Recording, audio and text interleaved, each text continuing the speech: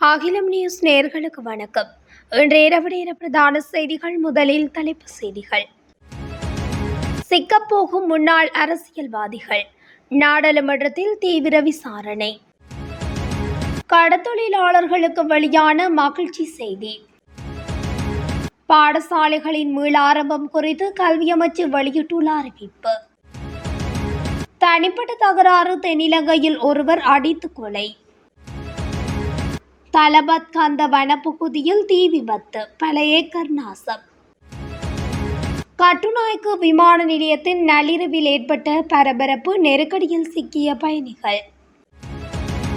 முன்னாள் எம்பிக்களின் ஓய்வூதிய ரத்து தீர்மானம் குறித்து கரஜிய சூரிய விடுத்துள்ள கோரிக்கை. நல்லூரோடியில் வன்முறையில் ஈடுபட்ட குழு நீதிமன்றம் பிறப்பித்த உத்தரவு. தொடர்பென விரிவான செய்திகள்.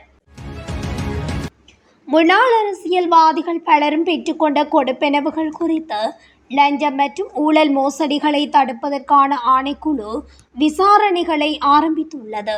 தற்போதைய நிலையில் முன்னாள் முக்கிய அரசியல்வாதிகள் 20 பேர் குறித்த விசேட விசாரணைகளை லஞ்சம் மற்றும் ஊழல் மோசடிகளை தடுப்பதற்கான ஆணைக்குழு ஆரம்பித்துள்ளது.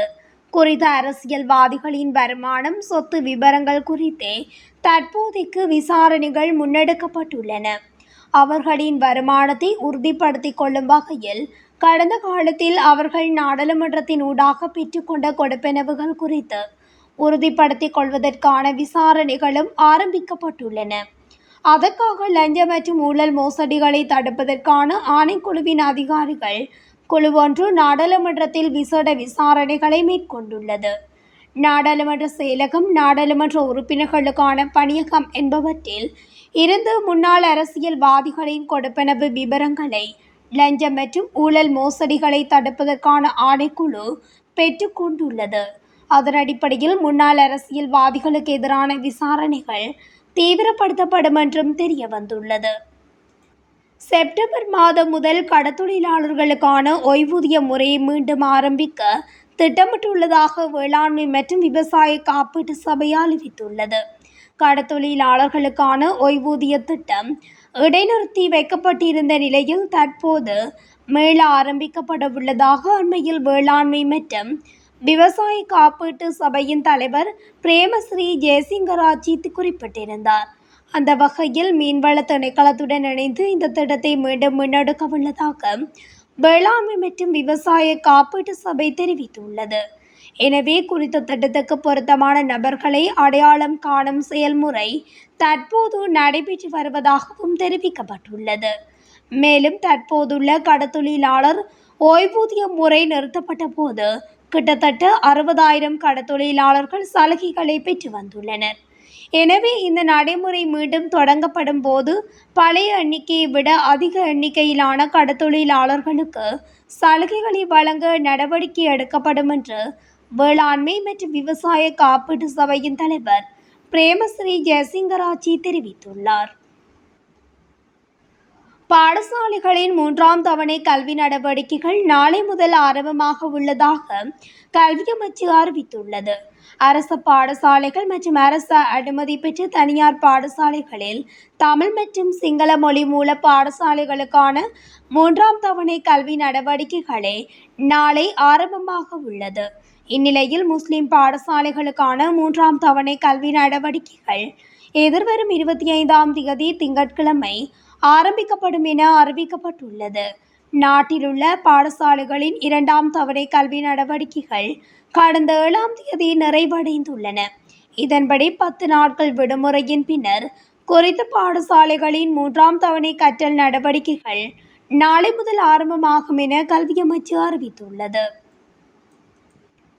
திவலப்பட்டிய துணககா பகுதியில் 3 பேர் நடத்திய தாக்குதலில் ஒருவர் உயிரிழந்துள்ளதாக தகவல் வெளியாகியுள்ளது. தனிப்பட்ட தகராறு காரணமாக இந்த தாக்குதல் நடத்தப்பட்டுள்ளதாக தெரிய வந்துள்ளது. இந்த நிலையில் கத்தி மற்றும் பொல்லுகளால் தாக்கி அவர் கொல்லப்பட்டுள்ளதாக தெரிவிக்கப்படுகிறது. தாக்குதலில் பலத்த காயமடைந்த நபர் திவலப்பட்டிய வைத்தியசாலையில் அனுமதிக்கப்பட்டு பின்னர் கம்பகா மாவட்ட வைத்தியசாலைக்கு மாற்றப்பட்ட நிலையில் அங்கு உயிரிழந்துள்ளார். இறந்தவர் மடம்பளை பகுதியைச் சேர்ந்த 46 வயதானவர் என தெரிய வந்துள்ளது. சம்பவத்துடன் தொடர்புடைய 3 சந்தேக நபர்களையும் கைது செய்ய திவலப்பட்டிய காவல்துறையினர் குழுவொன்றை நியமித்து மேலதிக விசாரணைகளை முன்னெடுத்துள்ளமை குறிப்பிடத்தக்கது. ஹபரணி திருகோணமலை வீதியில் உள்ள தலபத் கந்த வனப்பகுதியில் ஏற்பட்ட தீ விபத்தில் கிட்டத்தட்ட 20 ஏக்கர் எரிந்துள்ளதாக தெரிவிக்கப்பட்டுள்ளது. இத்தீ விபத்து 121வது கிலோமீட்டர் தூணருகே ஏற்பட்டுள்ளதாகவும் போலீசார் தெரிவித்துள்ளனர். ஹபரணி வனத்துறையினர், போலீசார் மற்றும் இராணுவ வீரர்களுடன் இணைந்து தீயை கட்டுக்குள் கொண்டுவர நடவடிக்கை எடுத்துள்ளனர். கட்டுநாயக்க விமான நிலையத்தில் நேற்றிரவு ஏற்பட்ட அசௌகரிய நிலைமை காரணமாக பயணிகள் மத்தியில் குழப்ப நிலை ஏற்பட்டுள்ளதாக விமான நிலைய தகவல்கள் தெரிவிக்கின்றன. விமான நிலைய செக்-இன் கவுண்டர்கள் மற்றும் குடியேற்ற மையங்களில் நீண்ட வரிசைகள் காணப்பட்டதாகவும் பயணிகள் குற்றம் சுமத்தினர். இந்த நெருக்கடி காரணமாக சில பயணிகள் தமது விமானங்களை தவறவிட்டதாகவும் சுட்டிக்காட்டப்பட்டுள்ளது. குறிப்பிட்ட நேரத்தில் அதிகளவான விமானங்கள் பயணத்தை மேற்கொள்ள தயாராக இருந்த நிலையில் அதிகளவான பயணிகள் விமான நிலையத்துக்குள் வந்தமே இதற்கு காரணம் என தெரிவிக்கப்படுகின்றது. முறையான திட்டமிடல் இன்மையால் இந்த குழப்ப நிலை ஏற்பட்டதாக பயணிகள் குற்றம் சுமத்தினர். முன்னாள் நாடாளுமன்ற உறுப்பினர்களின் ஓய்வூதியத்தை ரத்து செய்வது தொடர்பான அரசாங்கத்தின் தீர்மானத்தை மீள் பரிசீலனை செய்யுமாறு முன்னாள் சபாநாயகர் கரஜி சூரிய கோரிக்கை விடுத்துள்ளார். முன்னாள் நாடாளுமன்ற உறுப்பினர்கள் ஒன்றியத்தின் தலைவர் என்ற வகையில் அவர் குறித்த வேண்டுகோளை முன்வைத்துள்ளார்.